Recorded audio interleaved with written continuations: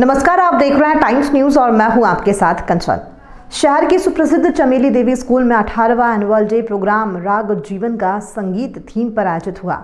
मंगलवार 27 दिसंबर 2022 को चमेली देवी पब्लिक स्कूल के वार्षिकोत्सव में कक्षा 3वीं से 12वीं तक की गर्ल्स ने इसमें हिस्सा लिया और कई शानदार कार्यक्रम पेश किए। चमेली देवी पब्लिक स्कूल के छात्राओं ने नृत्य और नाट्य मंचन कर अपनी प्रतिभा की बेहतरीन प्रस्तुति दी। प्राचार्य श्रीमती संगीता पोद्दार और उप प्राचार्य श्रीमती सुगंधा बेहरे ने आमंत्रितों का स्वागत किया। चेयरमैन अग्रवाल जी ने स्वागत भाषण में अतिथि शैलेश लोढ़ा को मल्टीपल एक्टिंग कलाकार बताया। विद्यार्थियों की सौम्य, सुंदर और शानदार सांस्कृतिक प्रस्तुतियों के लिए पुरुषोत्तम अग्रवाल जी ने बेहतरीन बताया। आपने कहा कि पूरे देश का नॉलेज फाउंडेशन स्ट्रांग हो, यही हमारी मंशा है। इसलिए LBF बुक सीरीज में नित नए वर्जन लॉन्च किए जा रहे हैं। P5 प्रोडक्शन हाउस की शुरुआत से सभी विद्यार्थियों का एजुकेशन बेहतर बनाया जाएगा। संस्कृति के विभिन्न रंगों से सजी शाम का सभी ने आनंद उठाया। बच्चों के साथ शिक्षकों और पालकों में भी काफी उत्साह देखा गया। इस विशेष अवसर पर कार्यक्रम के मुख्य अतिथि प्रसिद्ध कवि एवं तारक मेहता फेम श्री शैलेश लोढ़ा जी ने चेयरमैन श्री पुरुषोत्तम जी अग्रवाल के बारे में कहा कि हवा के विरुद्ध कार्य करने वाले हमेशा स्मरण में बने रहते हैं, जैसा श्री अग्रवाल हैं।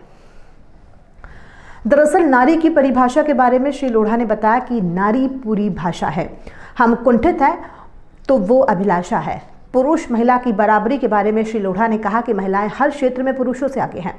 उदाहरण लता मंगेशकर, कल्पना चावला, सानिया मिर्जा, PV सिंधु। उन्होंने कहा कि हिंदी मेरी माँ है, मैं उन्हीं का बेटा हूँ। इंग्लिश के बारे में उन्होंने कहा कि अंग्रेजी लैंग्वेज है, नॉलेज नहीं।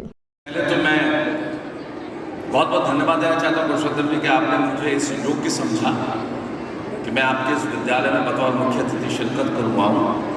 आपसे मेरी मुलाकात मुझे अभी भी याद है। लगभग 1 वर्ष हो गया उस बात को, या 6-8 महीने हुए होंगे। एक TV चैनल, एक न्यूज़ चैनल के लिए मैं आदरणीय पुरुषोत्तम जी का इंटरव्यू कर रहा था और मैं आज प्रवीण से रास्ते में कह रहा था कि जो इंटरव्यू मुझे याद रहा वो आपका था। मुझे आपका कलकत्ता में जन्म लेना, काम करना, माता जी के साथ ईमानदारी की बातें, कम उम्र में काम करना, अपने बड़े लोगों को काम पे लगाना, तमाम चीज़ें याद थी। और याद इसलिए थी कुछ अलग था, और कुछ अलग इसलिए था कि आप ज़माने से अलग हट के काम कर रहे थे और हवा के विरुद्ध काम कर रहे थे। वो व्यक्ति जो हवा के विरुद्ध काम करता है वो अलग होता है, इसलिए आप मुझे याद रहे।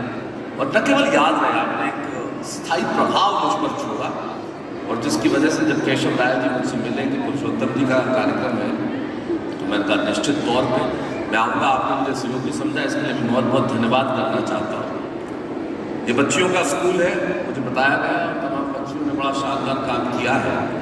आपने नारी का रूप बताया। मैं सिर्फ 4 पंक्तियों से अपनी बात शुरू करना चाहता हूँ कि मेरी निगाह में आखिर बेटी है क्या, जिनके बीच में मैं खड़ा हूँ। एक ट्रेन में एक दंपत्ति जा रही थी, पति पत्नी बैठे हुए थे। इस बात के मर्म को समझिएगा, जितने पेरेंट्स यहाँ बैठे हैं, जितने अभिभावक यहाँ बैठे हैं, वो इस बात के मर्म को भी समझेंगे। जब दंपत्ति जा रही थी, बैठे हुए थे, उनका एक जुड़वा, बच्चों का जुड़वा था, एक लड़का था, एक लड़की थी, और दोनों बिल्कुल समान, दिखने में एक जैसे, कोई फर्क नहीं कर सकता कि ये अलग अलग दिख रहे हैं।